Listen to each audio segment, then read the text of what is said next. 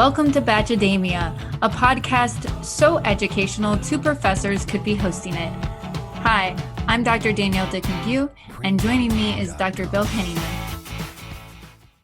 Welcome everybody to this week's episode of Bachademia, and we have a very, very special guest, Nicole Dick, who is Danielle's sister. Hey, sister. So This is your first family member on here, right, Danielle? Yes, definitely. We've had a whole maybe the only one that I could talk into doing this. I'm holding out hope for Ryan still. Oh, I think I can eventually get Ryan to do this too. You just got to wear him down. But like, if I could get my mom on here, that would be a little bit of a miracle. Don't you think, Nicole? Absolutely. My dad would come on and talk, but he probably wouldn't watch the show. Yeah. But he would still have things to say about it. Absolutely. We've had a couple guests that I'm suspicious that they didn't watch it and they just came on to like talk, which actually went pretty well. So I don't know. Yeah. My dad's a talker. We both get it from him. So we'll see how this goes with. I am so excited. Two of us. Nicole, what do we need to know about you?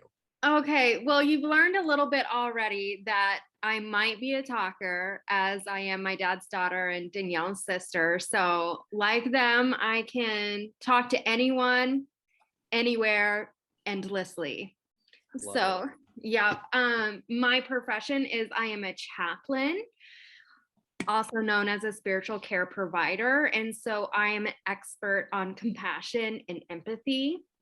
And I've worked in the hospital setting, but I have also worked at 2 different men's correctional facilities. And so some of my opinions today will come from that experience. I like it. And that's a legacy job, right? Because Danielle, isn't your mom a former, didn't she work at correctional facilities? Well, Danielle and Nicole, I guess you'd say mom. I'm assuming so. Yes. So she, our mother was a associate warden treatment director at the Fort Dodge Correctional Facility. Wow. And prior to that was a counselor. Wow. So she like kind of got you into the same line of work. Yes, similar. But I wasn't there for very long because it wasn't for me. It was not for me. I love the men and I think about them every day from afar. Got it. Mm-hmm. I like it. Yeah. Okay, so question of the week. And Nicole, confirm this, is this your first time ever watching any Bachelor? No. Oh, okay. No. So I am not a Bachelor or Bachelorette person, but I am 120% a Bachelor in Paradise person. Nice. Okay. So I'm in it. Awesome. Mm-hmm. All right. So you've seen the episodes. So if you had to spend 1 year on a deserted island with a contestant from this season of BIP, so it can be anyone that's been on the whole season. It doesn't have to be someone who's on right now. Who would it be and why? Show your work. Explain. Okay. So I actually have 2. The first one is Riley, because I just feel like we would survive. Like we would survive and probably have a good time. Okay. And the next one is Tajwan. And here is why. Okay, so there's like who I would like to be on the Bachelor in Paradise show, but then there's who I would actually be. And I would actually be Tajwan. Like the Heat and I don't get along. We would scream at the ocean the whole time. Like I think if her and I were on a desert island together for a year, we would die off probably pretty quickly together. But it would be a good time. At least you would have someone to scream with you in solidarity. Yes. Absolutely. I love that. Yeah. What about you? So I think I would either choose Becca or Riley. Maybe Ivan. Right? So here's my thoughts on Becca. I just like Becca, and I think that one, she also was like nearly married to Garrett, and he was like a real outdoorsy person.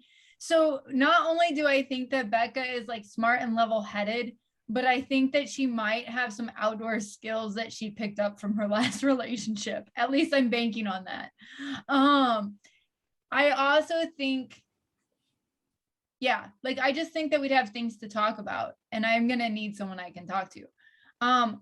But I guess either that, or I was kind of for Riley for the same reasons that you mentioned, Nicole. But I also think that Ivan is just like, he seems like real chill and relaxed. Where like Riley I feel like Riley could get worked up.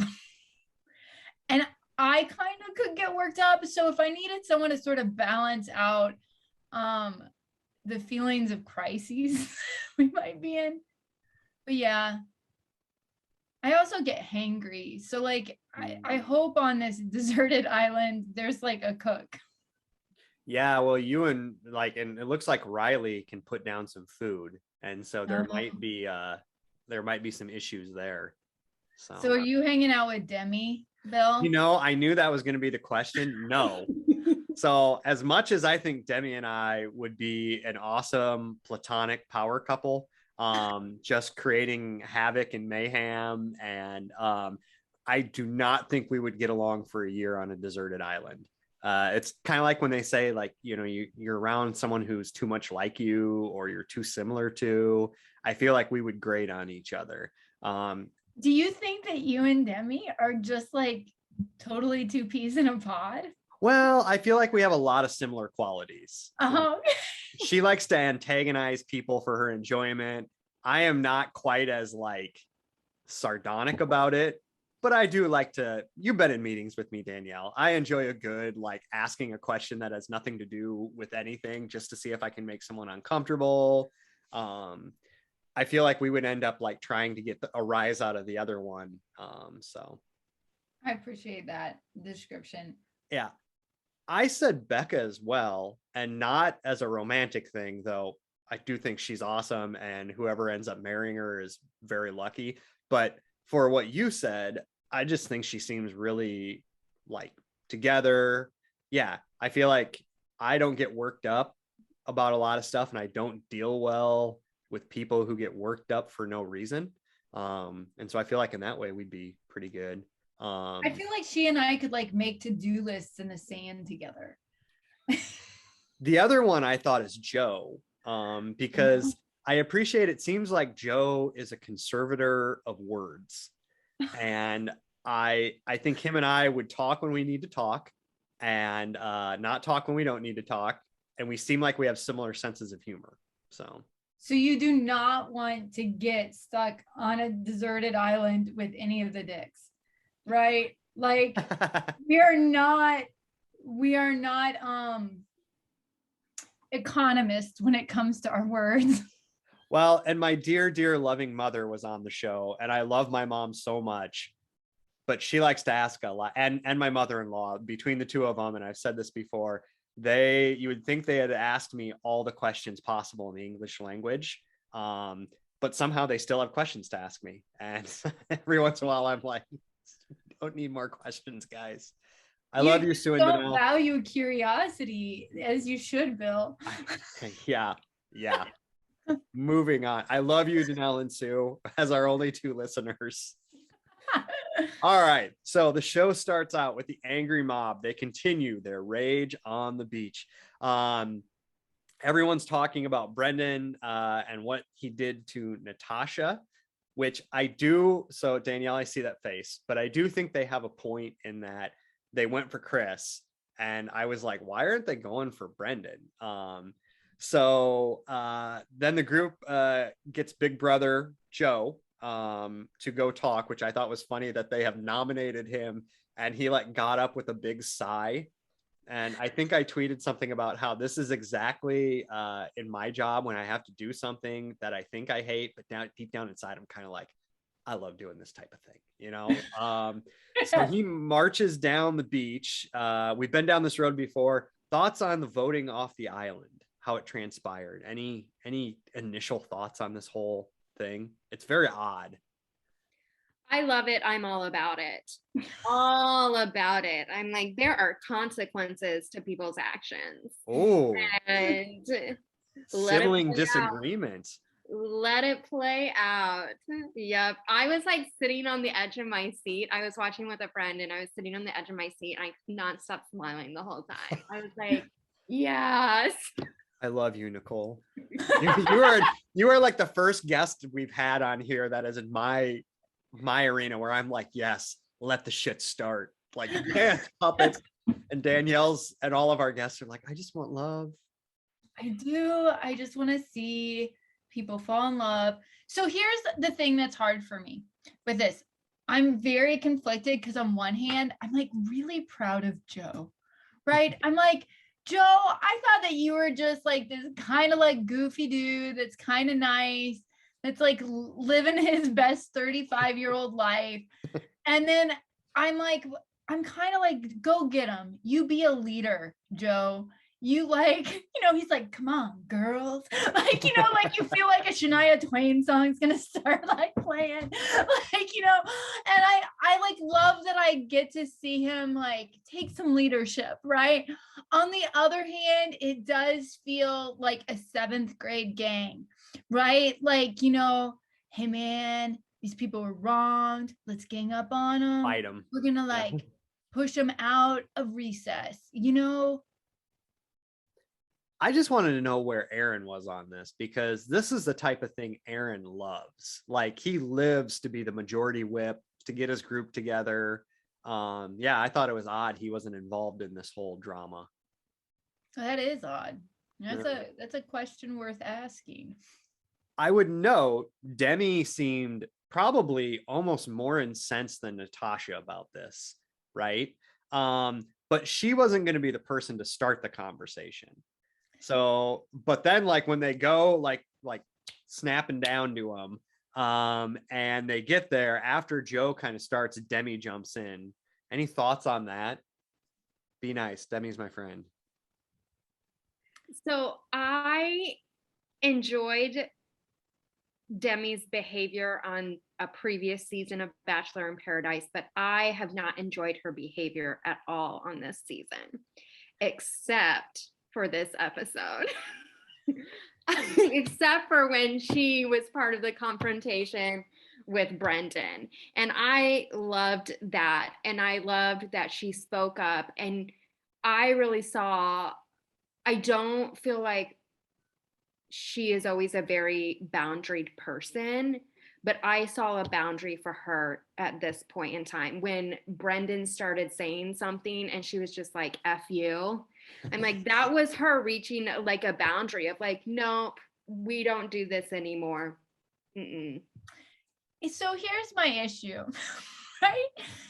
Okay. If they want to make this rule, right?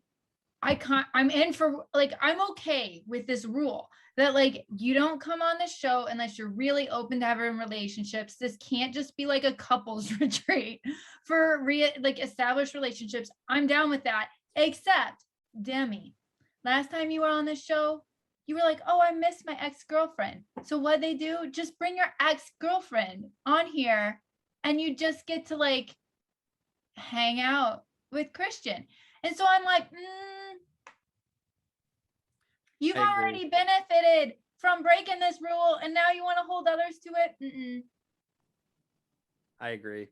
It was odd. It was, but maybe that's why it bothered her so much too, because we often judge others the harshest where we're judging ourselves, right? Ooh. And maybe she sees the unfairness that it was, and that's why she's so irritated by it, I can never decide how much self-introspection Demi has, because I feel like sometimes it's like she just seems like she doesn't care or has no knowledge of who she is. And other times she says stuff and it's like, oh wow, maybe there is a person in there that like thinks about stuff and isn't just like, I'm gonna create chaos all the time. So I think that Demi brings a character to the show. Yeah. Like I think that real Demi, like in real life, is a lot of what we see, but I also think that she's a toned down version of what we see. I agree. So the tribunal sits down with Brendan and Pieper and begins the accusing.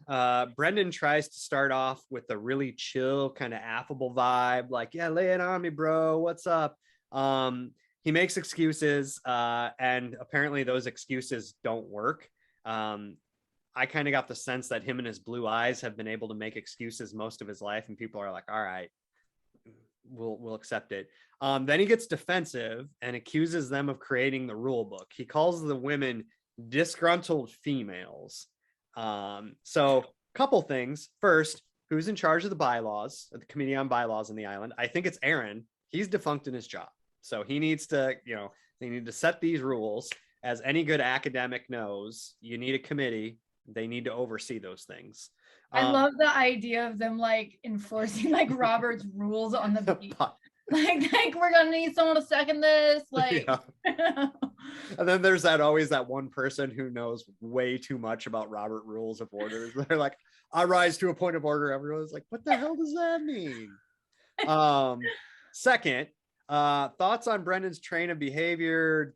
Does referring to the women as females, which I always think is just a not a way to go.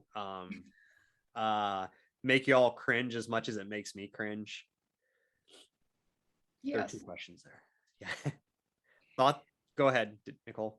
Okay, yes, I have so many thoughts. This is Brendan's behavior the whole time has reminded me of behaviors that I saw from incarcerated individuals in the correctional facility. Like, he never takes accountability for anything. He blames, he gaslights, and he always wants to own the power in a conversation. And you even see that, Oh, she's got notes. The whole time. I do. I have. Yes. It's all Brendan. It's all Brendan.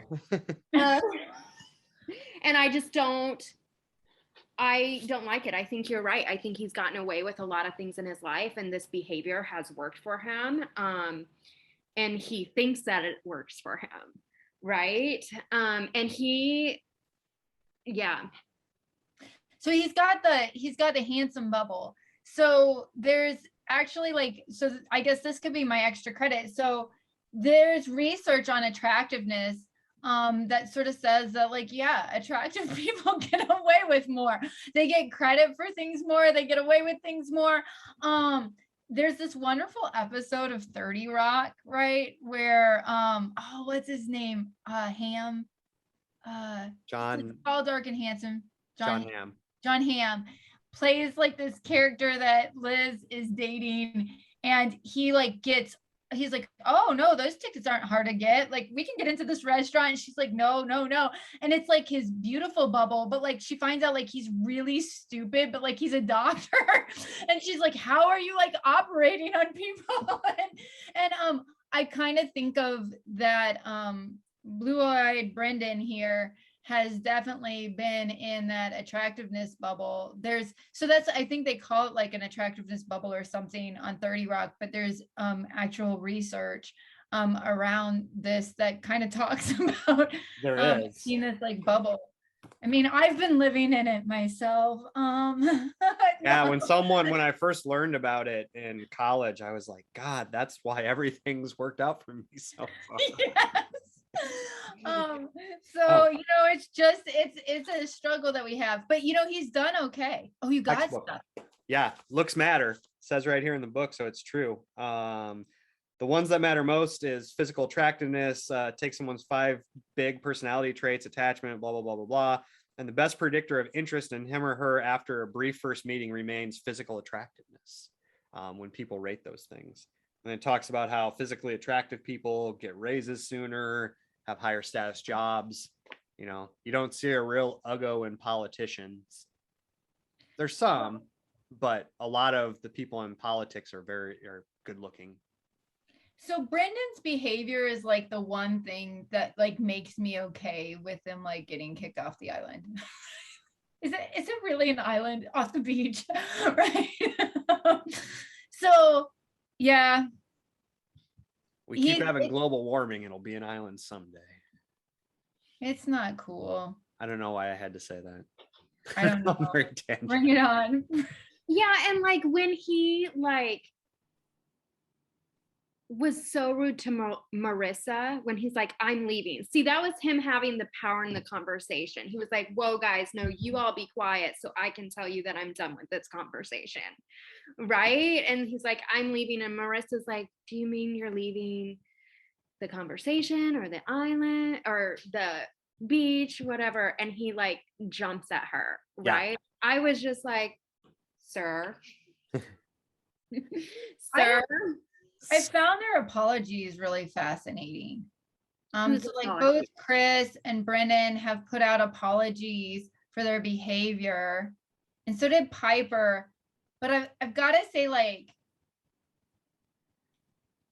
Piper's especially is sort of just like, here, let me like make all of these arguments for like why my behavior was okay, and then she like apologizes.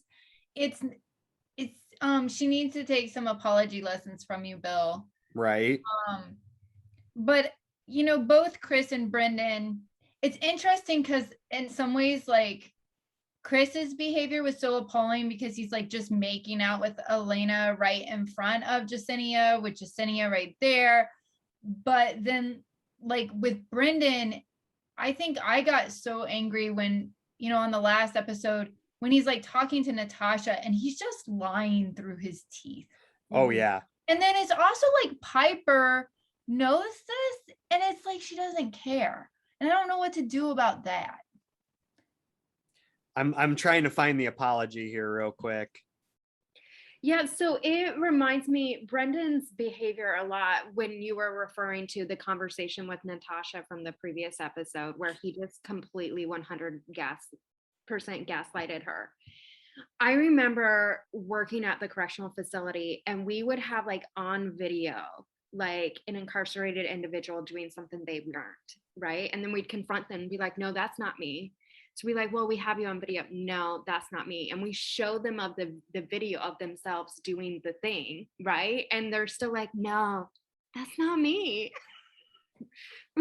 You know, like, another tactic is to like also like move the goalpost, right? Yep. So like sometimes people will be like, you'll be like, oh, you know, that wasn't me, and then they're like, oh, well, that was me, but you're accusing me of this, and like, well, you know, like, and that's this narrow thing, you know, like, and I was doing this bigger thing that doesn't you know match. I will say I have thoroughly enjoyed all the memes that people have been making with the still shot of them in the car just looking like dejected, and all of the different memes from that people are using are kind of beautiful. Yeah, so a couple things to kind of wrap that up. Piper, I did appreciate they let her speak as opposed to who was with Chris? Jasenia and Elena. And they were like, what do you think? Elena's like, I'd like to speak. And they're like, no. Children sit in the corner. But Piper, they let her talk, and basically Piper was like, oh yeah, I was just here for Brendan. So I appreciated she didn't lie about it. And then after the dust up, her and Brendan are sitting there and she's like, oh yeah, I was totally on here to get more followers, but I could have done it on my own if I tried. Okay.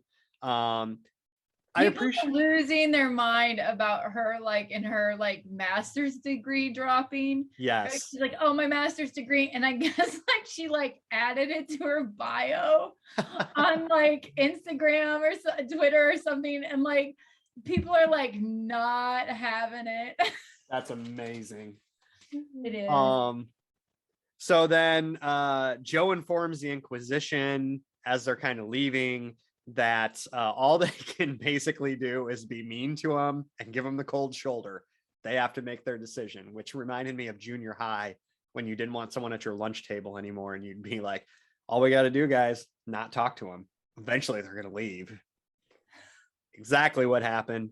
Brendan and Piper leave, but to Nicole's statement, Brendan controls the conversation when he like says goodbye. He's like, we've decided this isn't the best for us. We're together. It's really our decision. We're going to take off. So thanks for having us. And then they get in the car. like you said, and they look very sad. And then Brendan's parting words are, "I didn't want to mislead anyone. I just intentionally withheld information." As they slink off into the sunset. I like that you use the word slink. Yeah. That captures it for me. Any parting words for them? Yes, so I do have like a benefit of the doubt. And so this is me giving them the benefit of the doubt, like looking at their faces in the car when they're leaving. I feel like that is the face of someone who's trying to reconcile their moral code with their own inappropriate behavior. Like trying to figure that out inside of themselves. Nicole is bringing Chaplin hard today. And also something you all should know about the Dicks, right? I know we have the best last name, right? We've got a whole Zoom full of Dicks today. A whole Zoom full of Dicks today. Our parents raised us, we are like the most like forgiving people ever. We're like, oh, look at Brendan's sad, so is Pieper. Like, don't you feel like we're forgiving people, Nicole? We are, but I will say this. We're forgiving, but we hold people accountable. Yes. Like they go hand in hand with us. Like we'll forgive Brendan and Pieper, but there's no reconciliation for us. We don't need them back on the beach, you know? So you're not like Arrested Development. We forget, we never forgive. Yes. So good. Yeah, I thought they looked like me when I think I've somehow worked some type of scheme out in my head and it's going to work really well, and then it doesn't. Like I think I get 2 for 1 at the buffet and then they charge me for both. I'm like, oh, like stay home. Yeah. Okay. Or like when I think it's an open bar at a wedding and then at the end of the night they're like, you owe $145. Yeah. So I do want to say one more thing about Brendan's behavior. And this is it. This is what bothered me the most, is how he would say in private conversations, right? Well, there's nobody for Natasha on this beach. Oh, yeah. Natasha, no one's going to be for Natasha. That's what really was just like, that's really not okay. Yeah. I love people have like posted these like gorgeous pictures of like Natasha, and who else did he say that about? Deandra, I want to say. He said that about someone else, and they post these like gorgeous pictures, and they're like, just to be clear, these are the women that he thinks has no prospects. It was whoever called him out in the like as he was walking away. He didn't say it about Demi though, which I thought, because I think he's scared of Demi. Well, he should be. Yeah. I think that's a good way to end his time on VIP. So Riley and Marissa eat whipped cream off of each other's body parts. Twitter and co-host Kim lose their minds at the level of disgusting. In fact, Kim was over watching with us, and I don't think she could watch. I think at one point she was like this. Thoughts on that? Y'all into the whipped cream eating? I don't think I could let someone eat whipped cream off of me. Just like, I'm kind of hairy. I couldn't do it. I would feel horrible for him. I could do it. With some confidence. All right. Here's what, Marissa is who I would like to be on the beach. Like I want to wear all the little things and go to the boom boom room and like I like it. Marissa's dad, apparently, she's like, my dad just texted me and told me I was grounded. That's so funny. But I will say I was kind of like Kim, is like, I struggled to watch it. I was so uncomfortable. 1, because I felt uncomfortable watching it. And 2, I was with a friend, right? And so I'm like, there's someone other than me in the room. Nicole's like, whoa. Yeah. So I struggled to watch it. And also, like, that's who I like to think I would be on the Bachelor in Paradise show, is Marissa. So I was also into it. So hear me out here, folks. I get that it's like kind of gross. So like they're in the sand, whatever. But I don't know what kind of foot hygiene they practice right before this, right? Sex, y'all, just kind of gross. Like bodies, like they're kind of gross. Like gross things happen, but you have hormones that get you through, right? Like there's like, like you have hormones that get you through. People used to hardly ever bathe. That's and true. There's still Yeah. more people. And I'm always like, oh, like how did they do it? Hormones, people. Like you quit caring. You're like, I don't care if I get a little sand in my mouth. I'm eating that whipped cream. Right? That's a good point. I gotta say, so yeah. So I'm just sort of like, yeah, kind of gross. But like, if you really think about it, most, licking of bodies is, but like you get over it. I backpacked for 5 nights straight over the summer.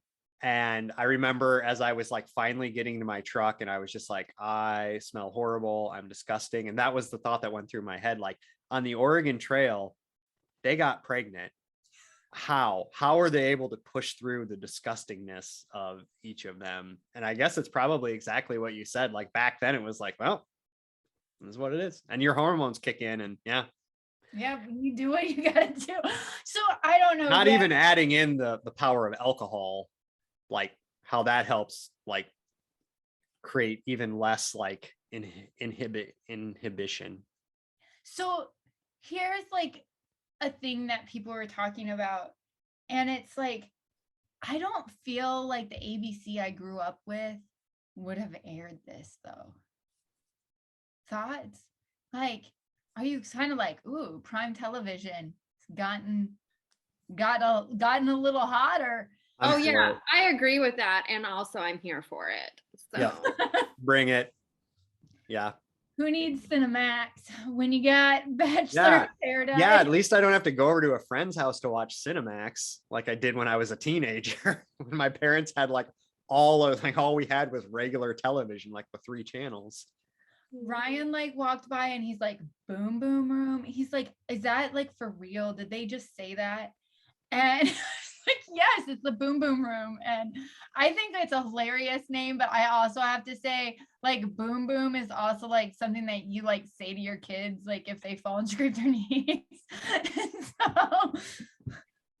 So yes, go ahead. I was gonna say, yes, Harper. Marissa just scraped her knee, so Riley's going to the boom boom room.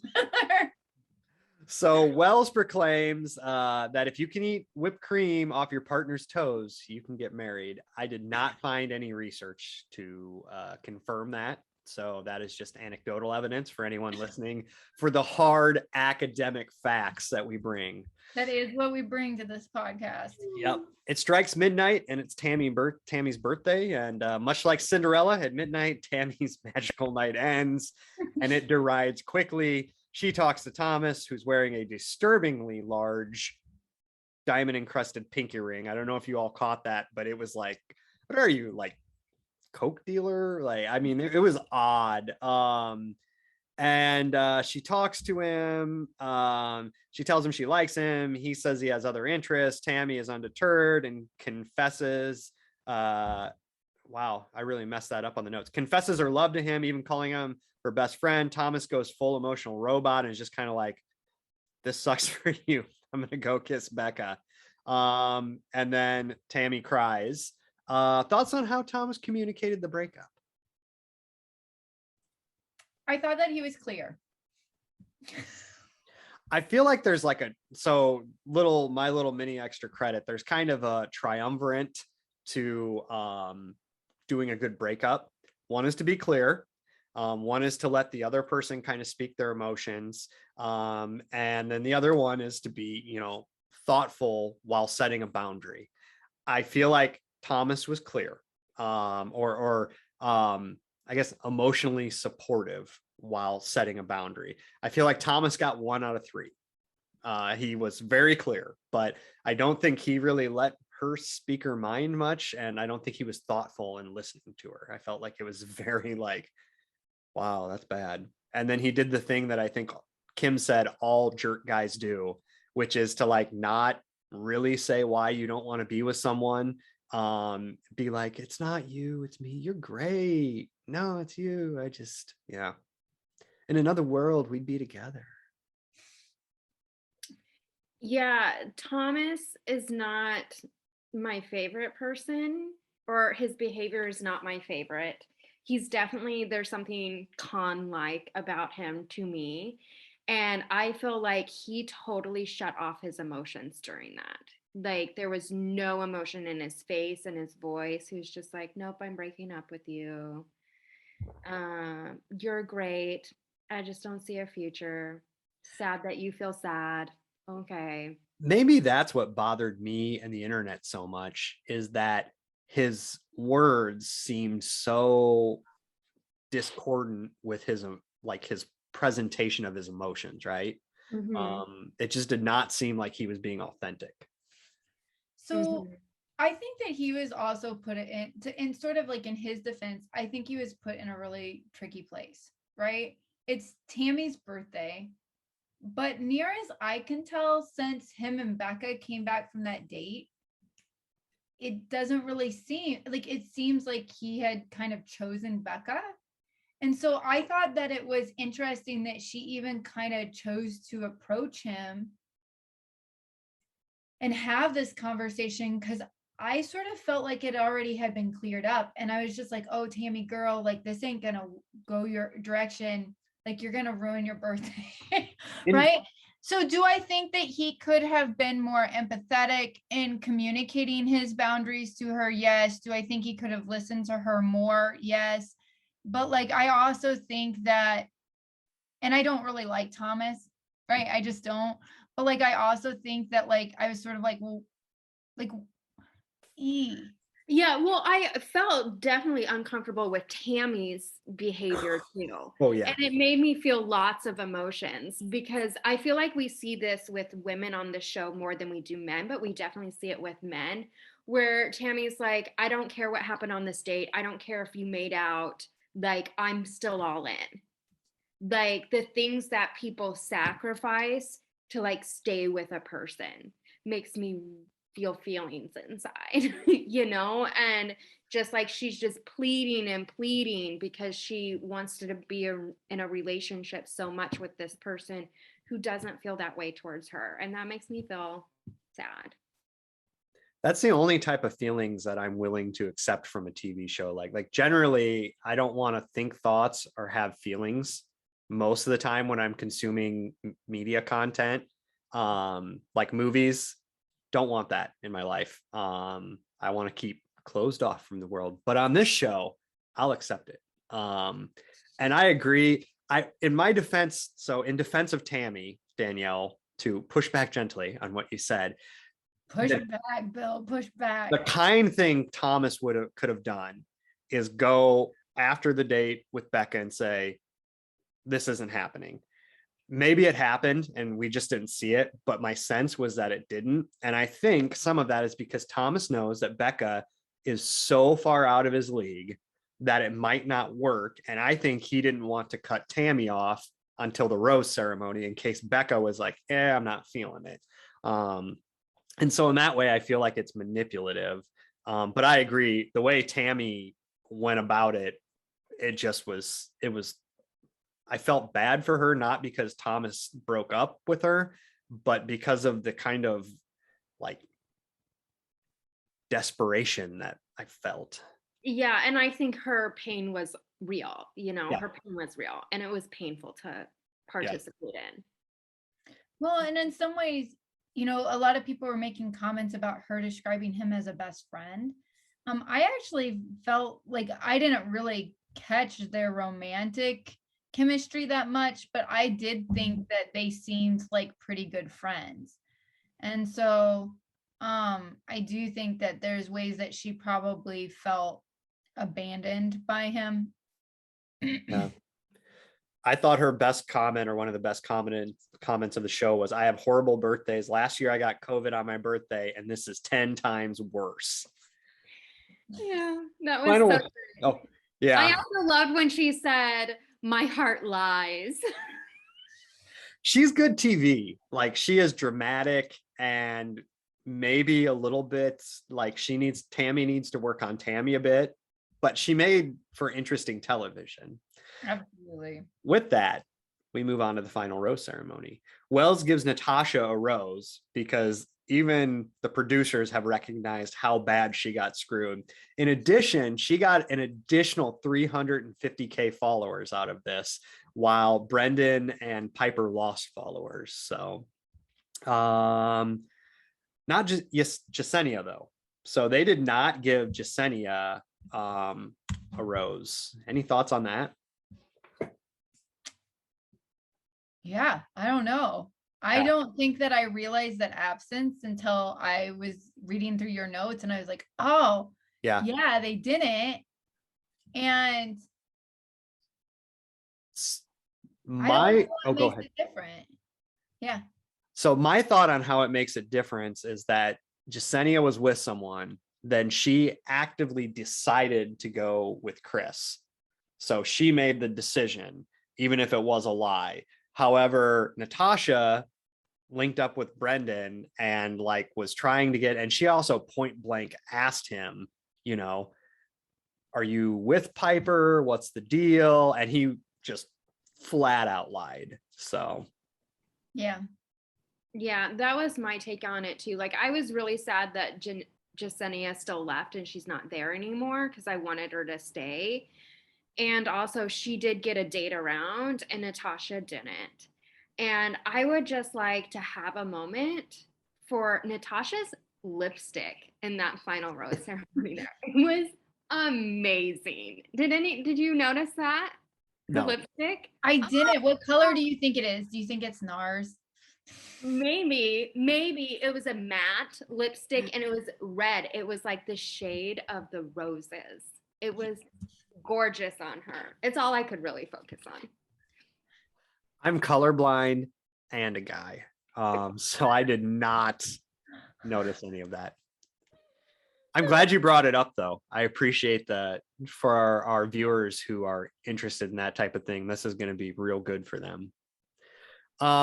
So Riley and Marissa, Serena and Joe, Ivan and Kendall, Noah and Abigail, Kenny and Mari, James and Tia, Thomas and Becca, and Aaron and Chelsea all couple up. Demi, Yesenia, Tammy, and Deandra go home. Tammy eats a giant cupcake, which is amazing television. And a person after my own heart, because I love a good stress eat or a sad eat. Demi seems confused why people don't want her. Joe basically says, you know, Demi seems tough, but when you peel away those layers, you know, she is sad about what happened. And I think we talked about this last week, is where I think some of who she is she puts up this front and it's to guard her more vulnerable parts. Any thoughts on The Departed? Any words? Pour one out for our homies. No? I mean, that cupcake is like, you know, we're all like, yeah, that captures a lot of life moments for me, girlfriend. Yep, exactly. Yep. You know, and I kind of, the way that Tammy made me feel when she was the way that I felt when Tammy was speaking to, forgot his name already, Thomas, is similar to how I felt when Demi was crying, leaving in the car, right? And she's like, what's wrong with me? And I definitely had that experience when I was like in my 20s, you know? I was like, oh, it must be me, you know? And so I can just relate to those feelings. And I hope that things inside of her can heal so that I just don't want her to feel that way anymore. Because I do like her. I do like Demi. So then Blake enters the room. No one knows what season he's on. Frankly, I think we're being gaslighted by the producers. I don't think he was ever on. He's just not real. Another kind of tatted, good-looking guy that you're like, maybe he was on. The women drool over him. Tia calls him Tatty Daddy. She gets the date. Little John takes them on an ATV ride. Tia says Blake makes her vagina dance. I love the pairing of Tia's like using very anatomically correct words with odd like what they're doing. So like She had other ones a couple weeks ago. Thoughts on the pairing? What do you think? I say let your vagina dance, Tia. Let it dance. I I think, okay, so first off, I have a few comments about tattoos. Yeah. I know that you did a poll. Yeah. And do you remember the results of that? It was resounding in favor of tats, yes. So what's really interesting to me is I don't know that I think I put no, but I felt like I needed an in-between answer because I actually don't think that I'm necessarily attracted to tattoos, like, but I'm not unattracted to tattoos, right? Like I feel very neutral about them. If you have them, I find them interesting and I love good art. Right. But like I don't know that like that would make me attracted to someone. As a researcher, I didn't want you messing up my data with a maybe. Yeah. I want a strong yes or no on tats. Yeah. So well, I made a choice. Would you have been like tatty daddy with him? Maybe that's would have been the better question. But I wanted men and women. Attractive, but I didn't think what made him attractive was his tattoos. Okay. So I think no was right. It was his body. Nicole, your thoughts on tattoos? I like them. For me, I've noticed it's the pairing of like tattoos with like the scruffy facial hair. Like I like that together, like that combination. Mm-hmm. But you wouldn't go with James, like the very clean cut, totally slicked hair with a big. No, I forget that he's even on there, and every time they show him, I'm like, who is that? Who is that? I kind of feel bad for him because it seems like most people do think that he's a good guy. But they're also just kind of like, but he's not high enough game here to like get anyone, which I think is really funny. I like keep wondering, like, okay, I feel like his body's too big for his head. Like he's like on Beetlejuice or something. Yeah, he's got a tiny head. He's got a tiny head. That is a solid Beetlejuice reference, by the way. Yeah. I did not have that one on my bingo card that you were going to bring up. And then I keep thinking like, dude, you can't slick back your hair because it makes your head look smaller. Yeah. It needs some volume. Yep. And so I keep wondering, like, if he just had different hair, would I feel differently about him? Or like if he like gave up on the muscles a little bit and had like a normal body, like I think maybe it would like even out. Listen, I have spent some time thinking about this. So I am like attempting to online date right now, and it is just as dramatic as Bachelor in Paradise is. And so I have thought to myself, it depends on what pool of men you put James in. If you put him in a certain pool of men, he might be exactly what I'm going for, right? But then you put him in the pool of men that he is swimming in Bachelor in Paradise, and there's something about that I forget. Like I just forget about them, you know? So there's some research on that, you know, it is contextual. It's kind of the theory of limited resources, right? So I always bring up Lady Smurf. You know, there was only one female Smurf, so she was the most attractive, but maybe she's the least attractive Lady Smurf, but you would never know that. So I always talk about too, like small town Iowa. If you never leave and you are, you know, Brad Pitt, you're only going to get the most attractive girl there. But then if you move to California, now you're one of the most attractive people in the world. Yeah. So. Yeah. James at our high school would do well, right, Nicole? Yeah. Mm-hmm. Oh yeah. He would have cleaned up at my high school. Yeah. Besides me, obviously, because we talked about the handsome bubble that I perpetually live in. Absolutely. So then Dr. Joe enters the chat. He is as charming and quirky as we thought. I thought his conversation with Natasha was very cute, and him and Natasha hit it off, and everyone is really excited. But there's a catch because the producers suck. Brendan and Joe are platonic in their bromance. They are tied at the hip. They really like each other. The date goes awesome until Brendan comes up in the conversation. Record screech. Joe kind of mumbles his way through the impact of that on the relationship. Thoughts on how that went down? I thought that was like one of the bigger dramatic, like things are going, and then all of a sudden the air just went out of that whole kind of initial meeting. I didn't see it coming. Yeah, I didn't know that they had a friendship, but I love Dr. Joe. Like I was super excited for him to be on. And excited as everyone else on that beach for him and Natasha to go on a date. And I mean, Brendan had to come up in that conversation. Right. Because I mean, otherwise they would have gotten back from the date and everyone would have filled them in anyway, Right. you know? And so they had to talk about it. And I will say, I feel like Dr. Joe was in like a really tough spot. That'd be really hard to be on a date with a girl that you're really interested in and then hear how one of your best friends treated her so poorly. Right. And it's like, oh my goodness, in this moment, I want to honor her, but I also want to honor my best friend. You Yeah. know, how do I navigate this conversation? And I felt he did a really great job of not dismissing Natasha's experience with Brendan.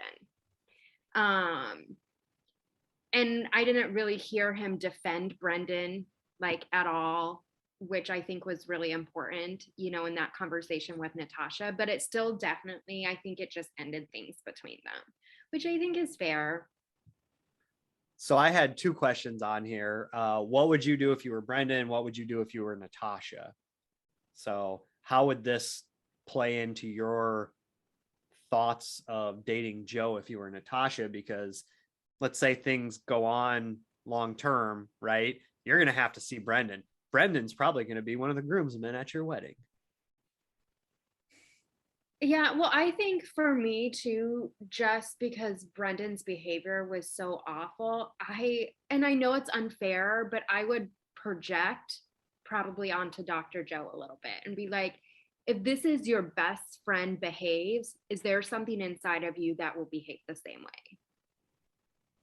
Yeah, I think that it's kind of hard because while I felt like they were having a good date, I don't know that I felt like it was love at first sight either.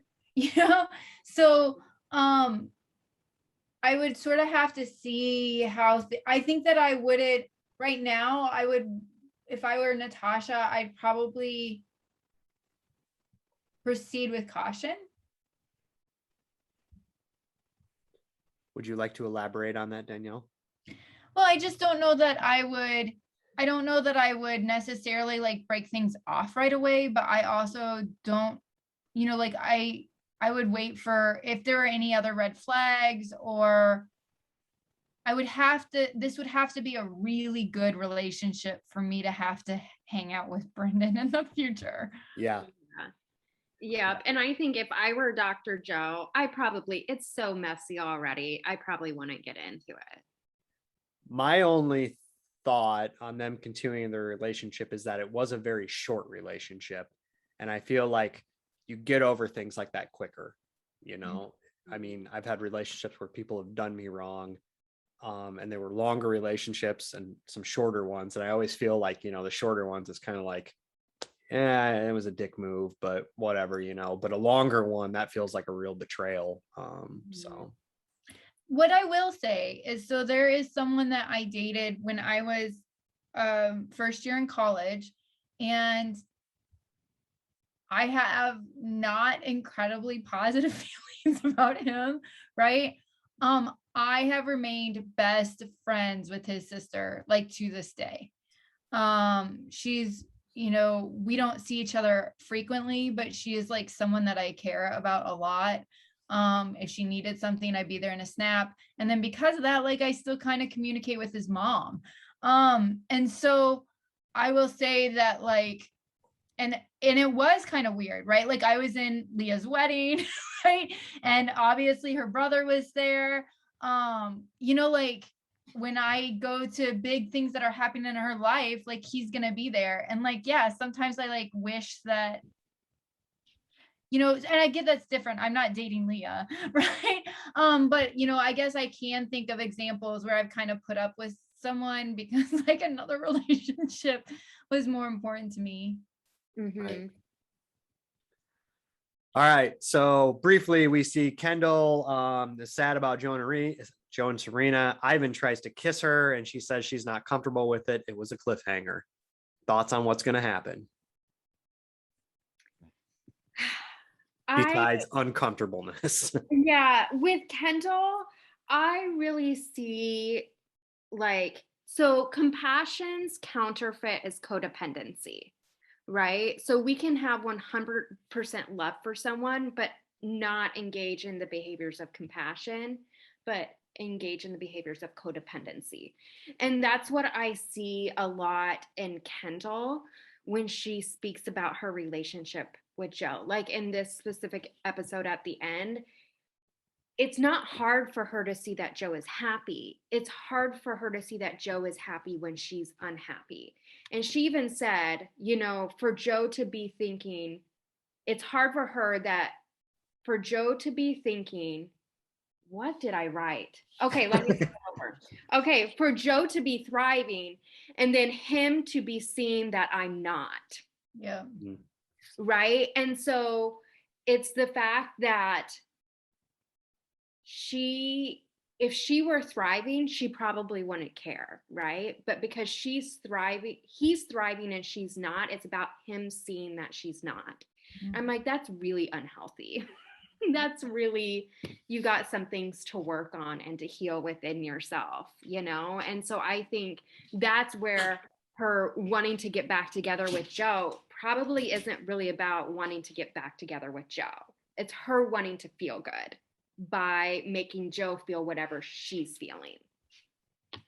So I feel for Kendall because I just don't know why she's there. She says that she came on, needed closure with Joe, but it was clear in her conversation that she really was hoping that maybe they could explore things in this place again. And she recognizes sort of the power of the place that they're in. But it doesn't really seem like she has been interested in exploring other relationships. And so I was sort of surprised when that happened, when we saw that between her and Ivan, because I didn't really know that there was anything there. I thought that it was just sort of oh, we gave each other roses or whatever. But so I was kind of just surprised that there would be any kissy anyway. And I mean, I do think that it was probably fair for her to let him know that she wasn't comfortable because she wasn't in a place to be making out with Ivan. Right. So, but I also think that if she's not in a place that she can date other people, that she needs to think about whether or not she should be there. Yeah. Cause at this point, it's just self-inflicted pain. Yeah. I agree with everything you said. Yeah. You're going to be much better off if you just remove yourself from the situation. So. Okay, lessons learned for the week. There's been a lot of them. Yeah. Don't be a Brendan. I mean, don't be a Brendan. I think that,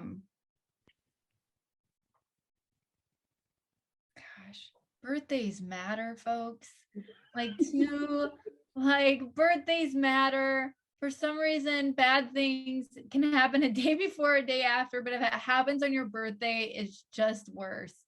That is the insight on life I have for you. Right? Yeah. I also really have to pee. Wrap it up, Nicole. I was just going to say kind of the same thing.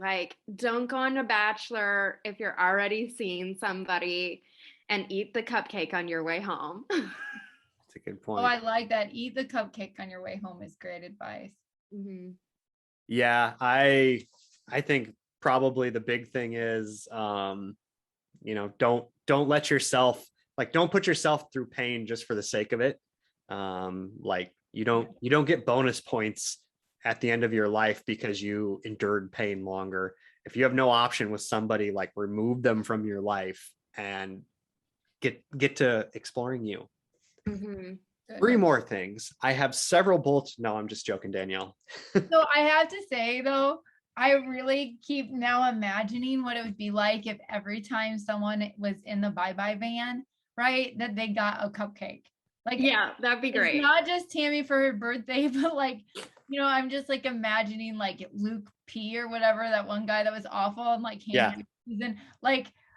all mad at Hannah B being a feminist and like him eating a cupcake. Like, I just think that now they should always give cupcakes. Or maybe like a last request. So like you get a kitten to hold on their way, or like, you know, a therapy dog. Everyone has like a breakup like comforter. Yeah. Right. Yeah. I think, okay. So I think here's my real lesson. Okay. Because my job is so serious and I'm around death a lot. Like, go ahead and lick the whipped cream off of people. Like, live your life. Live your life. I love it. All right, Nicole, shout outs, goodbyes. Anything you want to say? This is your chance to our tens of listeners. Thank you for having me on this show. It was so much fun. I love Bachelor in Paradise. Yay. Thank you. All right, everybody. Have a great week. Danielle, anything to say? Do we want to drag this on? No, Danielle. Let's go to the bathroom. Go to the bathroom. So bad. Bye.